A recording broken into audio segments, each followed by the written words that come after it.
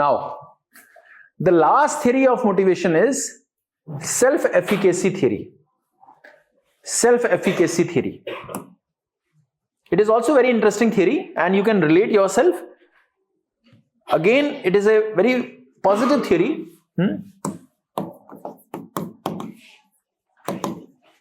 Self-efficacy theory. This was given by Albert Bandura in 1970s. So Albert Bandura ने दी ये theory, self-efficacy theory. ये efficacy क्या होती है? What is this efficacy?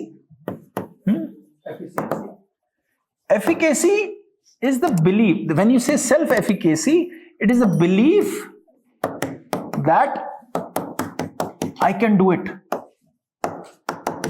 वो belief कैसे आएगा? Yes, I can do it.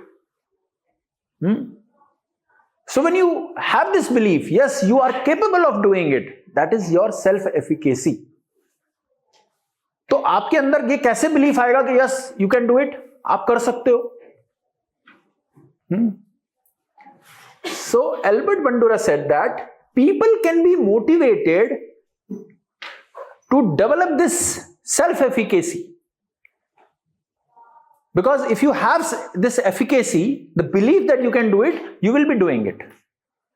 But how you can do that? So he suggested there are four ways to enhance self-efficacy. ये belief होना कि yes you can do it, how can you do it? ये belief कैसे बढ़ सकता है आपके अंदर? There were four ways suggested by Albert Bandura in his theory. First, he said that first way is inactive mastery. Inactive mastery.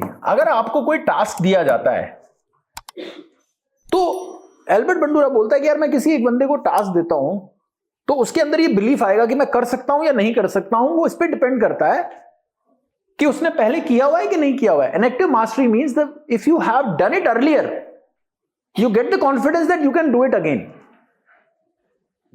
So that's why a batsman who is scoring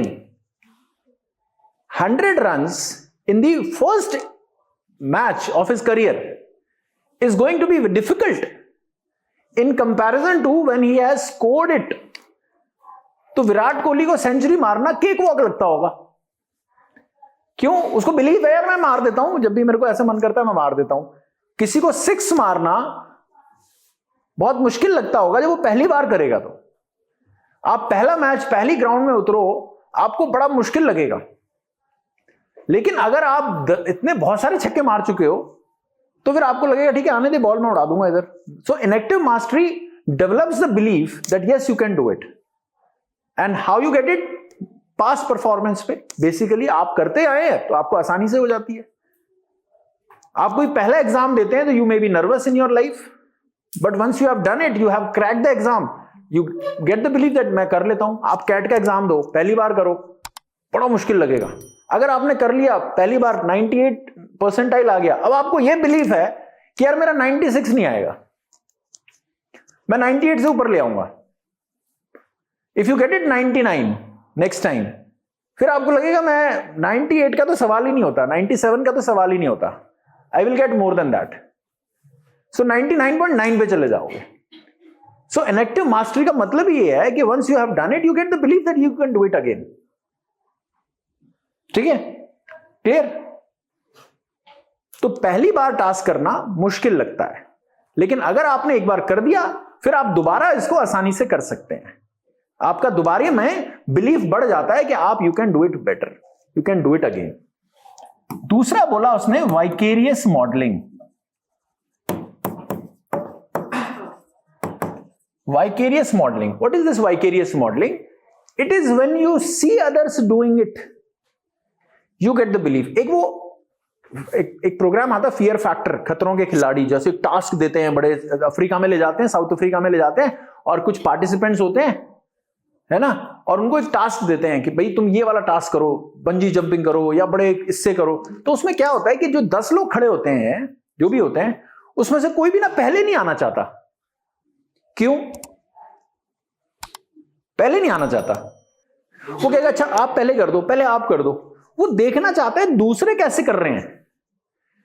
तो ये possibility है life में कि अगर आप वो task पहली बार आपको दिया जाए और आप ना कर सकते हो, लेकिन अगर वो आप खड़े हैं और पहले 9 लोगों ने वो टास्क सक्सेसफुली कर लिया, so there are very high chances that if you are at the 10th place and you have seen all 9 successfully doing it, then you will also do it.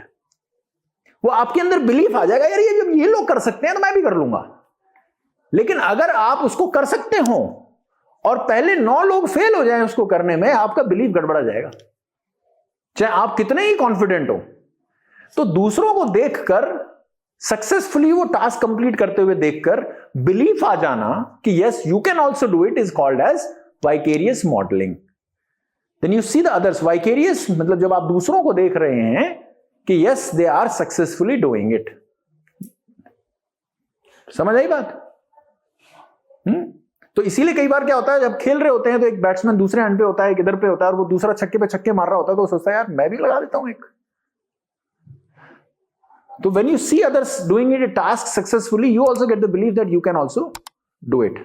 और सोचो और कैसे बिलीफ आपके कैसे आ सकता है कि yes you can do it, कैसे आ सकता है? और कैसे आपके अंदर कॉन्फिडेंस आ सकता है कि yes आप कर सकते हो? जीवन में क्या करना चाहते हो बताओ? क्या करना चाहते हो? कुछ है, ऑब्जेक्टिव है लाइफ का? क्या करना चाहते हो बताओ? आप क्या करना चाहते हो? क्या करोगे ग्रेजुएशन के बाद? बिजनेस? जॉब? बोलो। जॉब। कौन सी जॉब? कोई भी? फिर government job, private job? Private job. Private job. Finance में जाएंगे? फाइनेंस या कॉमर्स सेक्टर। फाइनेंस या कॉमर्स में जाएंगे। प्लेसमेंट मिल जाए कॉलेज से तो बहुत अच्छा है। ऐसा कुछ है? कोई गवर्नमेंट सेक्टर में जाना चाहता हो? कोई है? कोई नहीं है। कहां जाना चाहते हो तुम लोग? स्टार्टअप? स्टार्टअप करना चाहते हो? तो अगर स्टार्टअप भी करना चाहते हो तो आप किससे मिलना पसंद करते हो?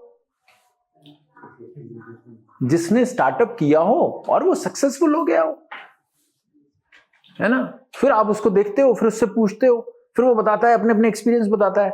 उससे क्या होता है? उससे ये बिलीफ होता है कि what you are aiming at, it is not impossible, it is very much possible.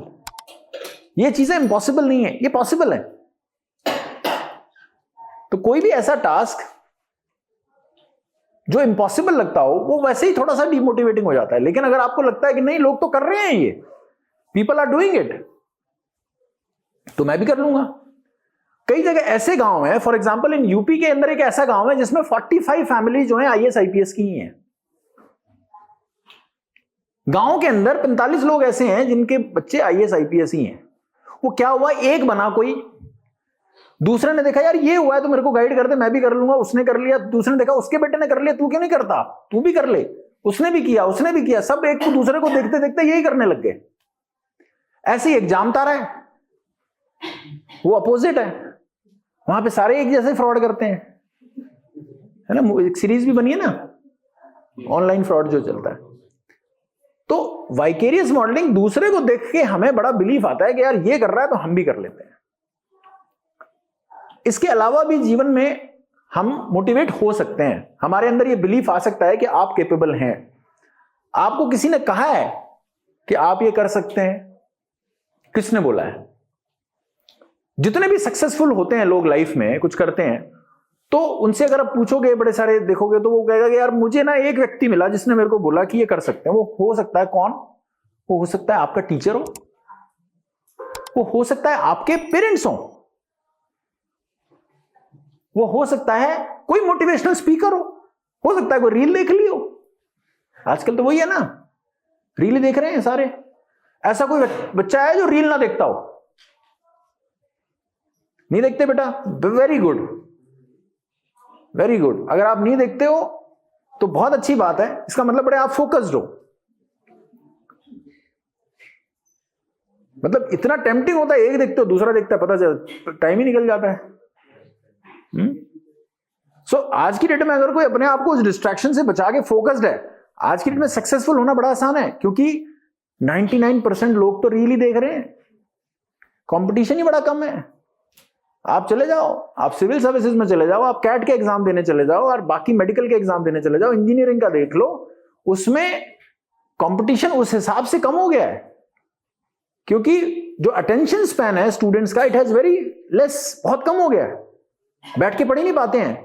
Teacher के लिए सबसे चैलेंजिंग टास्क है, मतलब सोचो कि 1 घंटे की क्लास में 50 मिनट पढ़ा रहा है, वो 50 मिनट तक बच्चों को अटेंशन दे पाए, उनकी ले पाए अटेंशन, वो सबसे चैलेंजिंग टास्क है। मिनट से पहले मोबाइल में अटेंशन जाती है, देखूं क्या है, किसका मैसेज है, कौन सा क्या है। तो अगर आपको कोई लाइफ में ये बोल रहा है कि नहीं आप कर सकते हो, आपके अंदर ये कैपेबिलिटी है, तो वो एक सजेशन आता है, वर्बल परसुएशन।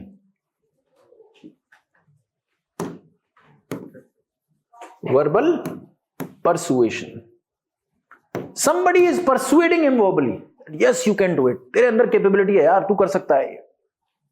पेरेंट्स बोल रहे हैं नहीं बेटा तू कर सकता है, तू बहुत इंटेलिजेंट है। एक गैलेटिया इफेक्ट होता है, एक गैलेटिया इफेक्ट बोलते हैं या पिग्मेलियन इफेक्ट बोलते हैं। Believing something to be true makes it true. Believing something to be true makes it true.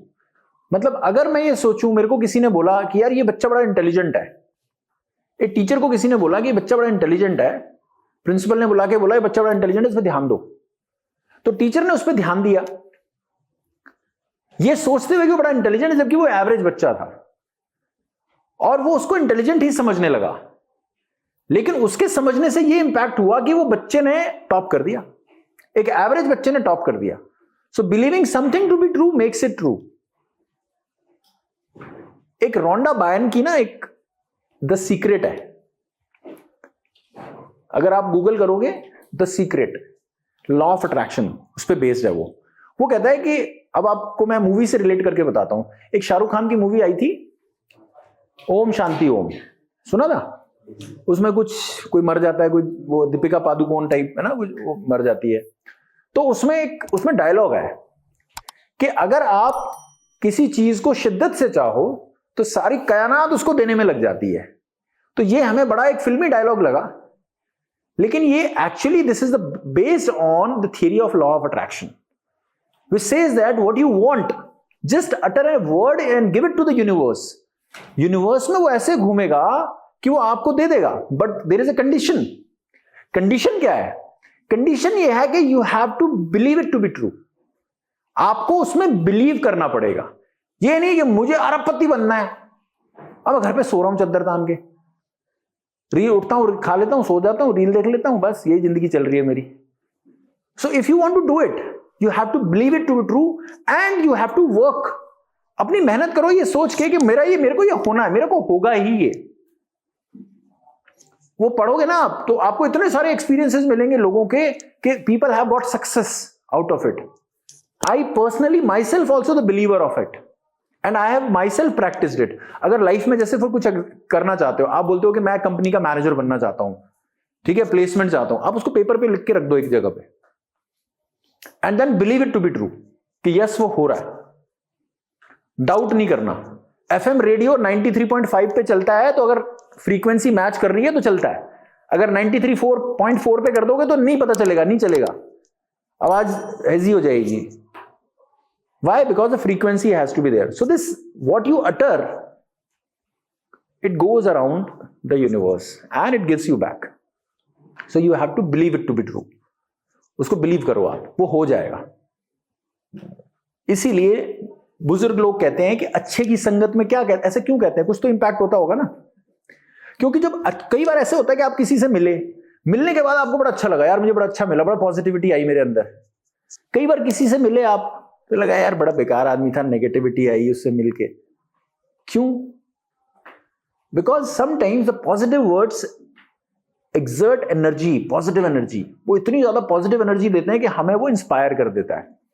और कई बार खराब वर्ड्स जो हैं वो नेगेटिविटी देते हैं। अब सोचो कि कोई आपकी तारीफ करे, यार बड़ा अच्छा लड़का है, तू बड़ी मेहनत करता है, तू तो बहुत लाइफ में आगे जाएगा। अब ये वर्ड्स मुझे इंस्पायर कर रहे हैं यार। और दूसरा मैं बोलूं नहीं तू तो नालायक है, तू कुछ नहीं पढ़ता, तू कुछ नहीं कर सकता अपने जीवन में, तो वो डिप्रेसिंग ही होगा। इस पे एक एक्सपेरिमेंट हुआ, आप भी खुद भी करके देख सकते हैं। यू टेक 2 इंडोर प्लांट्स, एक छोटे से 2 इंडोर प्लांट ले लेना और घर पे रख लेना, एक कमरे में रख लेना, एक दूसरे कमरे में रख लेना।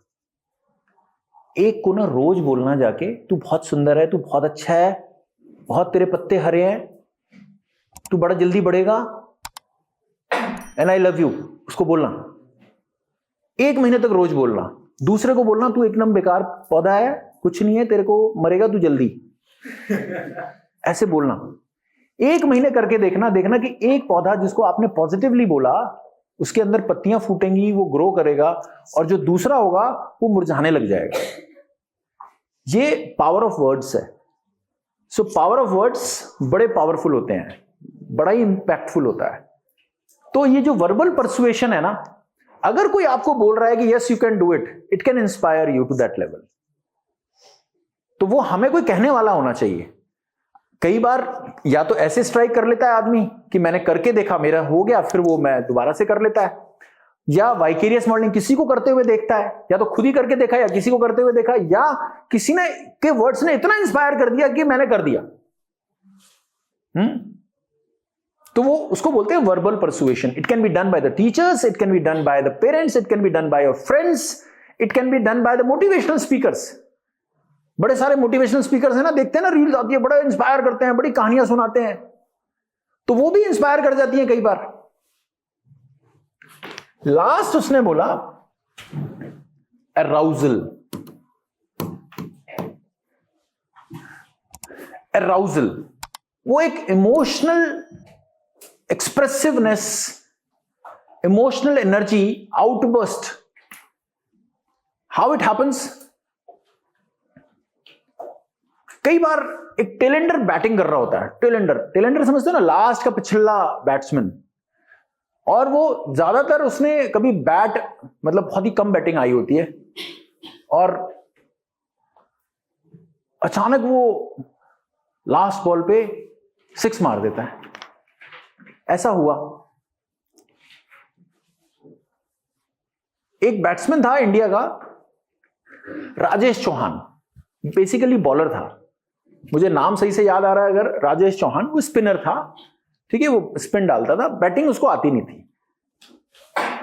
लास्ट बॉल पे 4 रन चाहिए थे, और जैसे कि मतलब बैट्समैन ने, शुरू के बैट्समैन ने उसको किया, मतलब जितना स्कोर तक ले गए, अच्छा स्कोर था, पाकिस्तान से मैच चल रहा था, और लास्ट बॉल पे 4 रन चाहिए था। उसने बैटिंग करी नहीं थी इतने दिनों से, और वो बैट पकड़ के पहुंच गया, और सामने पाकिस्तान का बॉलर। अब पब्लिक ने इतना शोर मचाया, जो स्पेक्टेटर्स थे, कि उसमें जोश आ गया, और जैसे ही बॉल डली वो बाहर निकला क्रीज से, और उसने बैट घुमाया, और वो बॉल गई स्टेडियम के बाहर, 6। And he himself was surprise, मैंने कैसे मार दिया। क्यों? क्या हुआ? somebody pumped him up। वो अराउजल होती है। तो कई बार आप उस जोश में आके कर जाते हो जो एक्सटर्नल फोर्स से आता है। अब ये अराउजल कई बार अंदर से भी आ जाता है, ठीक है। एक आईपीएस ऑफिसर है नवनीत सिकेरा, यूपी काडर का, उसके ऊपर एक सीरीज बनी है, वेब सीरीज बनी है भोकाल, देखिए? नहीं देखी होगी।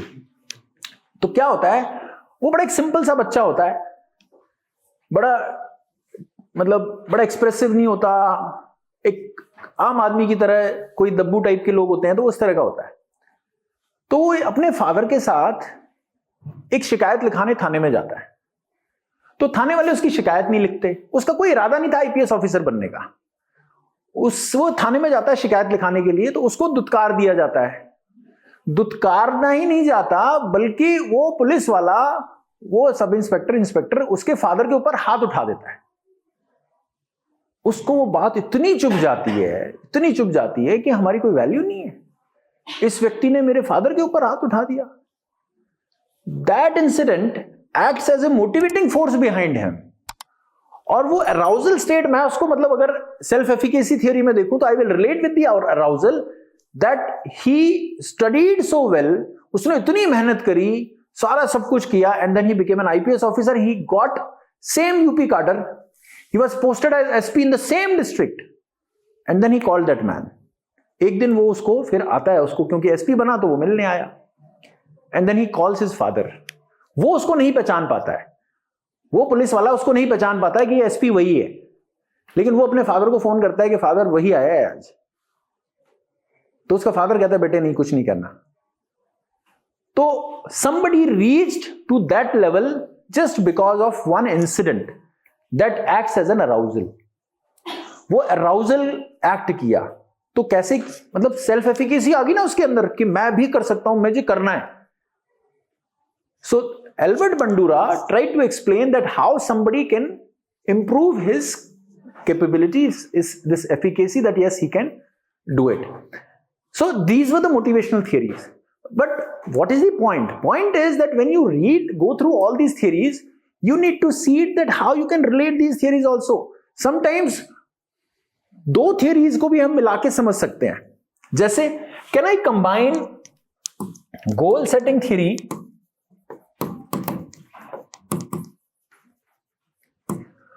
of Edwin Locke plus self-efficacy theory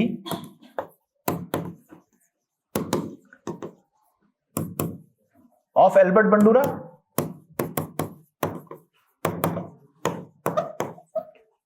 I can do that. How I can do that? I can do that. For example, a boss calls 4 of his employees. 4 employees को बुलाता है, उसमें से आप लोग हैं, एक आप हैं, एक आप हैं, एक आप हैं, एक आप हैं, आप 4 लोग हैं और मैं आपका बॉस हूं। और मैंने बुलाया और मैंने इन तीनों को मैंने आसान सा टास्क दे दिया, आपको मैंने सबसे डिफिकल्ट टास्क दे दिया। What you would feel? आपके अंदर क्या फीलिंग आएगी? किसके अंदर ये फीलिंग आएगी कि बॉस मुझे पनिश करना चाहता है? किसके अंदर आएगी? किसके अंदर आएगी? ये किसी के अंदर आएगी? नहीं, आप में से किसी के अंदर आएगी। आप उनकी जगह हो तो आप बोल रहे हो उनके अंदर आएगी। अब तुम बताओ, तुम्हारे अंदर ये आएगी कि बॉस मुझे परेशान करना चाहता है, बॉस मेरे को पनिश करना चाहता है, ये चाहता है कि मैं कर ना पाऊं, और दूसरों को तो आसान देके निकाल दिया और मुझे जो है बड़ा डिफिकल्ट टास्क दे दिया। ये किसके अंदर आएगा? आएगा आपके अंदर कि वांट्स टू पनिश, पेनलाइज। तो आपके ऊपर थियरी लगती नहीं है बेटा, ठीक है? आपको क्या लगेगा बच्चे? What do you feel? नहीं, आपको टफ टास्क दे रहे हैं, बाकी तीनों को आसान टास्क दे दिया, आपको टफ टास्क दे दिया।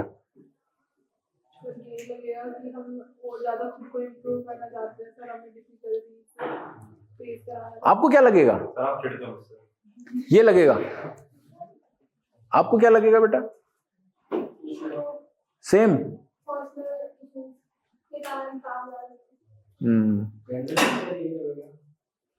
किसी को ये लगेगा कि बॉस को ये लगता है कि मैं सबसे ज्यादा कैपेबल हूं, किसी को ये लगेगा। यही थियरी कहती है, ठीक है? सबको ये लग रहा है मैं कामचोर हूं, मेरे को पनिश करना चाहता है, मेरे से चिढ़ता है। नेगेटिव लोग हो तुम लोग। So when remember goal setting theory, difficult task, challenging task energises. तो ये कहता है कि जो डिफिकल्ट टास्क दिया, अगर किसी को डिफिकल्ट टास्क दिया, that difficult task will energise, will increase the efficacy, will increase the efficacy of the individual. इसकी एफिकेसी बढ़ा देगा वो। इसको अंदर से बिलीफ आएगा, बॉस ने सबसे डिफिकल्ट टास्क मुझे पता है क्यों दिया है, because he believes that I can only do it, nobody else. वो तो बच्चे हैं, उनसे थोड़ी ना होगा, है ना? तो जब अजीत डोभाल बुलाएगा ना उनको, एनएसजी कमांडोज को, कुछ ऑफिसर्स को, बोलेगा जाओ और जाके सर्जिकल स्ट्राइक करके आओ, तुम जाना, तुम रहने दो। तो वो ये नहीं सोचेगा कि मेरे को मरवाना चाहता है इसलिए भेज रहा है, वो ये सोचेगा because he knows that I am capable of doing it. That's why. और सर आपने मुझ पे भरोसा किया है ना, सबसे डिफिकल्ट टास्क देके मैं डिलीवर करके दिखाऊंगा. अगर मैंने पहले नहीं भी किया है, because you think that I am capable of delivering it, I will deliver it. So whenever you assign the challenging task to the subordinate, it increases your self-efficacy. It increases the self-efficacy or efficacy of the subordinate. तो ये overall theories के implications हैं. ठीक है? So whatever, these were the motivation theories, and I have tried to explain in the most easy, and more lucid manner. And if you have understood it, fine. Otherwise, you can just watch the video and you can just recap it. Right. So this is all from my side as far as motivation theories are concerned. Thank you.